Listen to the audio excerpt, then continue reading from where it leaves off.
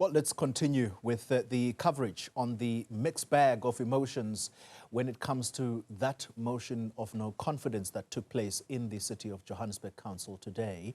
The Mayor, Dada Morero, and Chief Whip, Sithembiso Zungu, survived the earlier vote. Let's talk more on this now, and we're joined by the African National Congress, and it is the Greater Johannesburg coordinator who joins me in studio tonight, Sasabona Manganye. Mr. Manganye, good evening to you. Thank you very much for your time. Just to make sure that the facts are clear here, the Speaker, the motion that has ultimately removed her, that was an Al-Jamaa-sponsored motion. As it pertains to the Mayor and the Chief Whip, that was a DA-sponsored motion. I just thought we would clear that up. So let's understand how the ANC voted on the motion that ultimately saw the Speaker being removed. Yeah, look, good evening to yourself and your viewers. The African National Congress, you will know last year we had an engagement with ActionSA, an engagement that in our view was about to how do we further strengthen governance and stability in the city of Johannesburg. Because at the time we engaged them, we already had more than 140 councillors on our side out of the 170. So they were taking us to 190, something that was giving us the required stability for us to focus on services. Yeah. Unfortunately, when we had engagements, they wanted us to enter into an issue-by-issue relations. And we said to them, look, we can do that, but we can't give you a speaker because you want legislation, and the speaker is very central in terms of managing and stabilizing coalition. Yeah. So at that time, they compromised and said, okay, that's fine. We will join you, your coalition, as long as you can give us the speaker position so that we can hold you accountable. We said, okay, that's fine, as long as we have that understanding. ActionSA Provincial Secretary became the Secretary of the Political Management Council of the coalition, and myself as the regional coordinator of the ANC, the chairperson of that forum. This year, ActionSA has been conducting itself in an inconsistent manner. For an example, when we appointed an acting city manager, ActionSA in our meeting committed to vote with us to appoint the acting city manager. They went to council. They did not do as they committed in a meeting that we have agreed with them and all other parties. When we were raising those concerns, the national chair of ActionSA issued a statement saying that they are not in a coalition with us. Of course, we had engagements. They still maintained that view, and we said, okay, it means we entered a deal which both parties were not clearer with each other, because we were clear you can't have a speaker when you are not in a coalition, because it will be difficult to manage a coalition. So, fast forward, we had budget adjustment. They did not vote with us, but what was worse, the speaker adjourned the Budget Adjustment Council meeting, which is a regulated council that if you adjourned, you must reconvene it through the permission of the MEC. So we felt there was no due regard of the implications of their conduct. Yeah. When we discussed the budget for the new financial year, they did not vote with us. And as a result, it was clear that there is no relationship between us and them. So is that a roundabout way of saying to us tonight that the ANC voted in support of the removal of the Speaker, who also is a member of ActionSA today?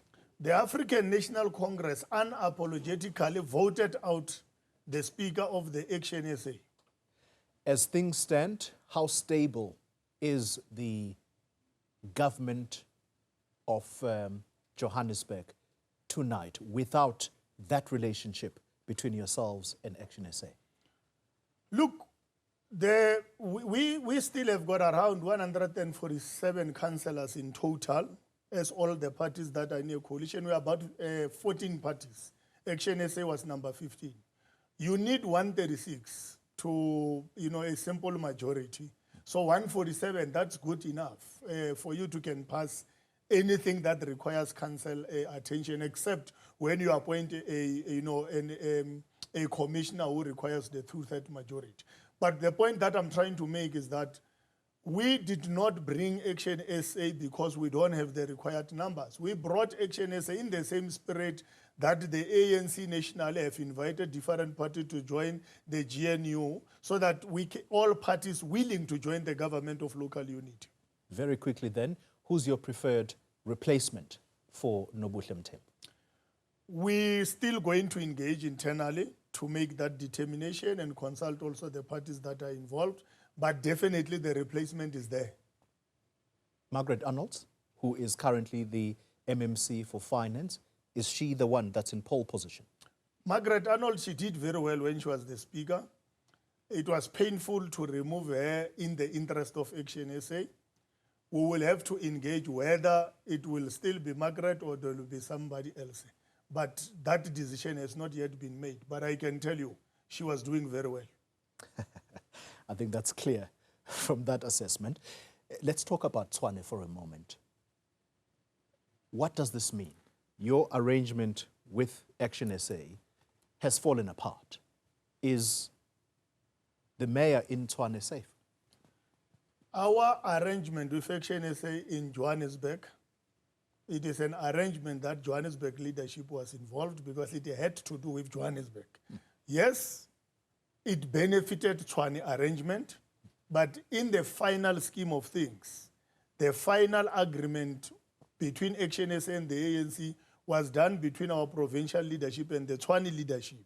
So whatever happened in Johannesburg, it was about us as the leadership of Johannesburg, the province and ActionSA. So it has nothing to do with Tshwane. So it ends in Johannesburg. It doesn't affect Ekurhuleni. It doesn't affect Tshwane. Although it is tied through the province as well. But I'll leave it at that. And by the way, in Johannesburg, as much as we removed the speaker from ActionSA, engagements on how we will work together with ActionSA are still underway, led by the province. So we did not close the doors for engagements. Okay, let's come back to Johannesburg. The state of roads, electricity, water infrastructure, it's showing clear signs of collapse. This is not my view, this is the view of ratepayers in the city of Johannesburg. They go further to say the mayor, including other experts, there's a reason they involve the mayor here. They say the mayor has also warned that the city is in deep financial stress. Why should the ANC continue to be trusted with governing the city of Johannesburg and governing it well? Sure. Look, I think the unfortunate thing is that some of the, associations, NGOs and NPO, they have political biasness. The city of Johannesburg collapsed under the DA administration. You will remember, Koli, when we removed the DA to take over, DA was even failing to pay service providers.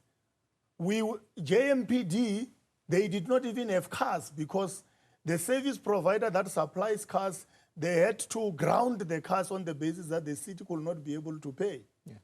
And as a result, when we took over, we had to clean up the mess that has been created by the DA administration. And I can tell you, we are moving at a pace and a level in which we are stabilizing the city of Johannesburg and its finances. I mean, the budget that has been passed for 89 billion for the next financial year, it's a funded budget.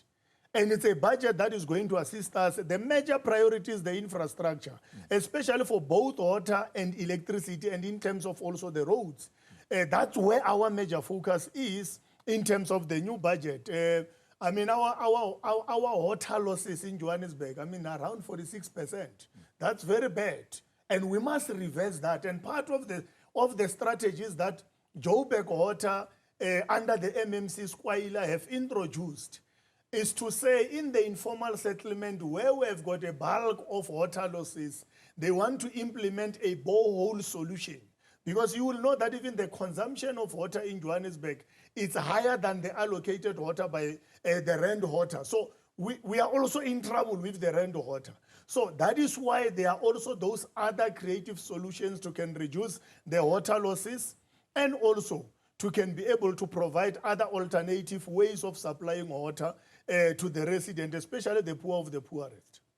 You speak of creative ways of trying to manage the situation as it pertains to all of what we have mentioned.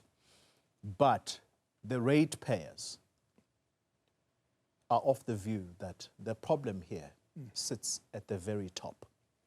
But before I ask you about whether you have the right man at the top of this position, I asked Bill Haslam.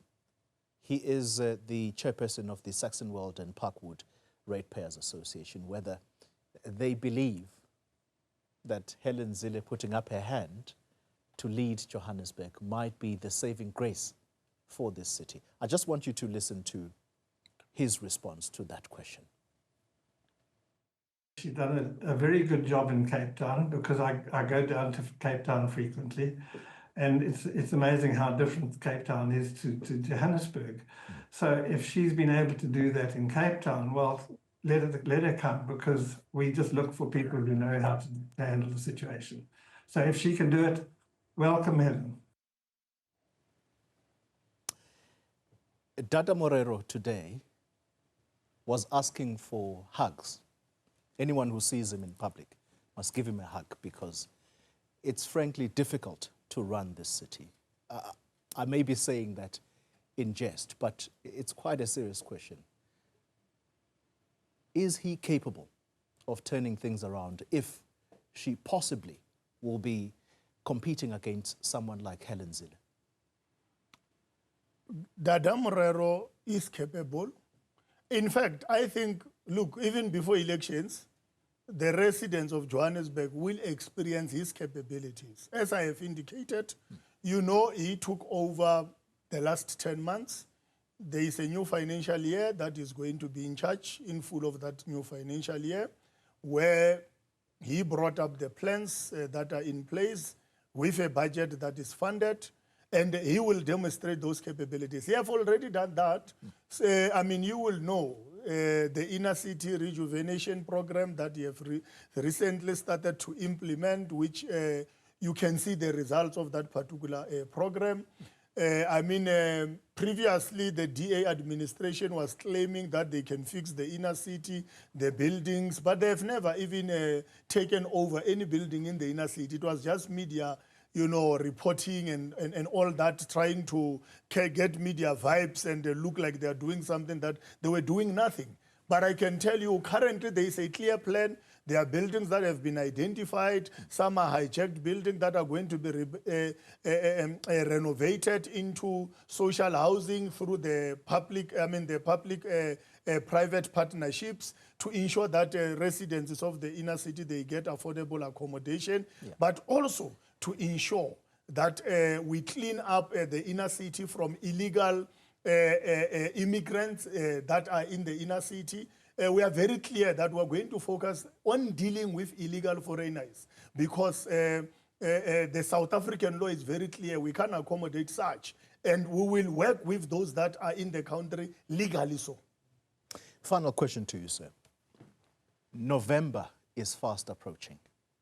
It will be the G20 heads of state and government here in Johannesburg. What will greet these foreign heads of state? These are presidents of the world. They're coming to this city, and it's not in good shape right now. By the time November comes around, what do you think they'll see? The time November comes around, they will find the city that, of course, it will be work in progress. There is no way within a period of 6 months that a miracle will be performed and fixed everything.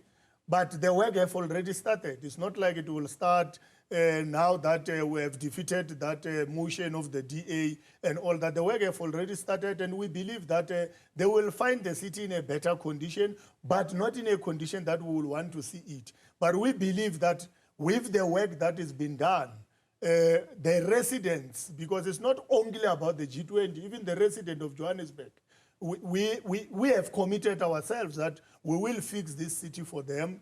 There are a number of, even organizations and the companies that are in the inner city, even the other institutions that have made commitments. When the president visited the city, they made commitment to support the city, to ensure that they fix even the inner city of the city. So there are lots of partners, because the fact is, government alone, without working with other stakeholders, will not be able to fix the city. The good thing is that there is willingness from a number of stakeholders in the city to support the work of the government, as led by the Executive Mayor, Dada Morero, to fix the city of Johannesburg. And we are very much confident, Toli, that when we go to the next elections, we should be able to demonstrate through the confidence that the people of Johannesburg will show in the ANC in terms of increasing our performance compared to the last elections. I'll forgive you for that last bit, because you're clearly campaigning now. That's where we'll end the conversation. Thank you very much for your time. No, thank you very much, Tony. Sasabona Manganye, he is the Greater Johannesburg Regional Coordinator.